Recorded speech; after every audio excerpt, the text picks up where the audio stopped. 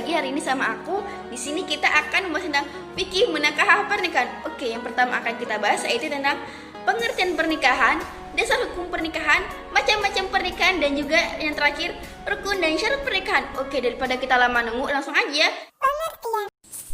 Pernikahan berasal dari bahasa nikah atau jawaz yang merupakan bentuk isim dari tajawuz yang memiliki arti melalui, menginjak, menaiki, dan bersenggama atau bersetubuh.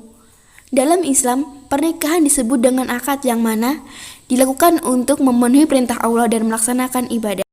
Sedangkan secara istilah, pernikahan adalah suatu ijab kabul ataupun akad yang menghalalkan hubungan laki-laki dan perempuan yang tidak memiliki hubungan darah atau mahram. Ulama Syafi'iyah berpendapat bahwa menikah itu menggunakan lafaz di mana seseorang mendapat kepuasan dan kesenangan. Ulama Hanafiyah mengatakan bahwa seorang lelaki berkuasa atas diri perempuan. Ulama Malikiyah berpendapat bahwa pernikahan itu adalah sesuatu yang mut'ah dan mencapai kepuasan dengan tidak mewajibkan adanya harga. Ulama Hanabilah mengatakan bahwa perkawinan adalah akad yang menggunakan lafaz, yang mana artinya seorang lelaki dapat mendapatkan kepuasan dari seorang perempuan. Begitupun sebaliknya. Jadi jika dilihat secara umum, pernikahan ialah menghalalkan hubungan laki-laki dan perempuan yang terikat dalam ijab kabul, yang mana ini merupakan satu kebaikan karena ajaran Rasulullah SAW. Hukum dasar. Dalam agama Islam ada dua sumber hukum. Yang pertama Al-Quran dan yang kedua adalah hadis. Yang pertama dalam Al-Quran. Dalam Al-Quran banyak ayat-ayat yang menjadi dasar hukum pernikahan. Salah satunya yaitu Surah An-Nisa ayat 1, Surah An-Nur ayat 32, Surah Ar-Rum ayat 21, dan yang terakhir Surah An-Nahl ayat 72. Selanjutnya yaitu dalam hadis, yang mana ini menjadi sumber hukum sunnah untuk pernikahan. Hadis yang pertama yaitu ciri-ciri wanita yang baik untuk dinikahi. Hadis kedua yaitu pernikahan merupakan salah satu sunnah Nabi. Yang ketiga yaitu dengan menikah berarti kita telah menyempurnakan separuh agama kita. Macam-macam pernikahan. Macam-macam pernikahan yang pertama yaitu pernikahan wajib. Dikatakan wajib karena apabila seseorang dianggap sudah mampu menunaikan dan memiliki nafsu yang bergejolak dan takut terjerumus dalam kemaksiatan, maka pernikahan itu wajib dilaksanakan. Yang kedua yaitu sunnah.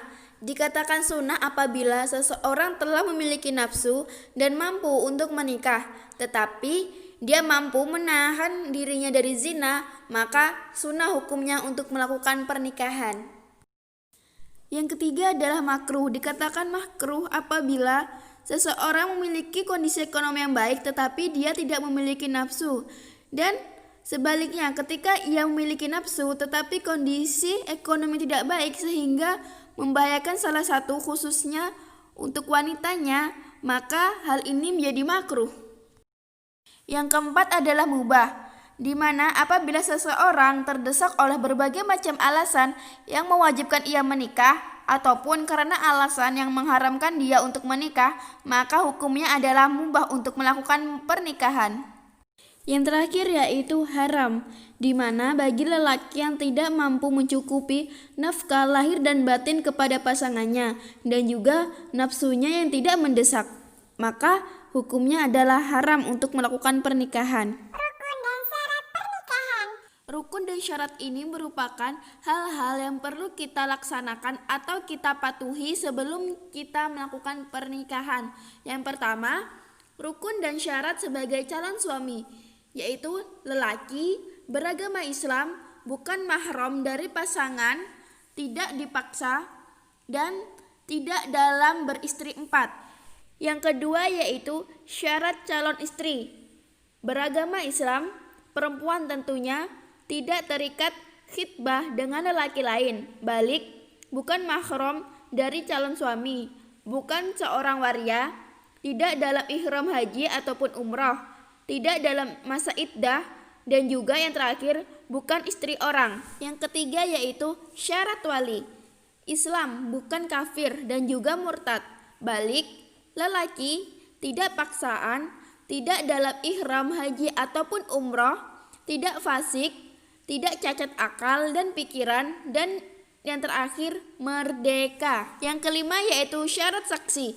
Adil, merdeka, dapat melihat, mendengar, dan berbicara, memahami lafaz ijab kabul, Islam, berakal balik, laki-laki, dan sekurang-kurangnya hanya 2 orang.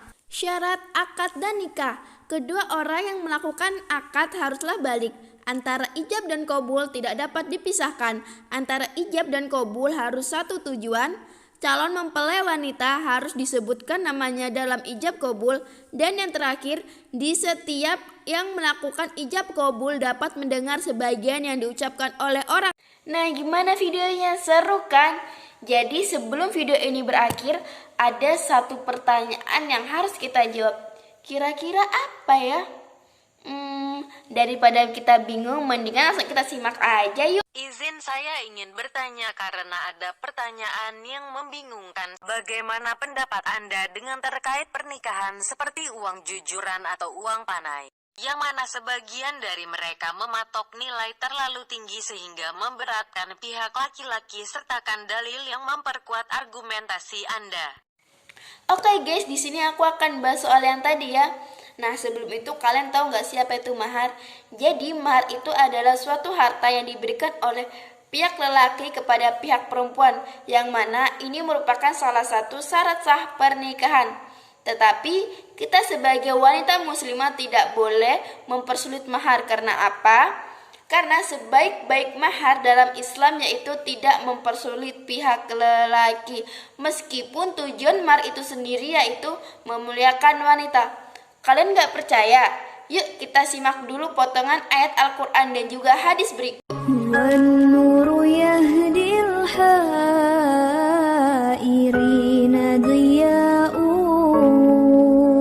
Gimana? Udah paham kan sekarang? Kalau dilihat dari potongan ayat Al-Quran tadi dan juga hadis, maka kita akan menemui beberapa manfaat dari mempermudah mahar. Yang pertama, kita mengikuti ajaran Rasulullah Shallallahu Alaihi Wasallam. Yang kedua, mempermudah pemuda dan pemudi untuk menikah. Dan yang terakhir yaitu ketika kita mempermudah mahar, maka akan tumbuh rasa cinta dan kelanggengan kasih sayang. Nah, ada beberapa standar mahar. Yang pertama, tidak dibatasi maksimal dan minimal. Yang kedua, merupakan harta. Yang ketiga, ditentukan oleh pihak wanita. Dan yang terakhir, sesuai kemampuan. Nah, kenapa sih sesuai kemampuan? Karena pernikahan ini kan merupakan suatu kebaikan.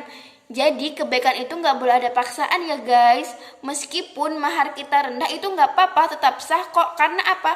Hakikatnya pernikahan itu tidak dinilai dari tingginya mahar yang kita berikan. Cukup sampai sini dulu ya guys pembahasan kita kali ini.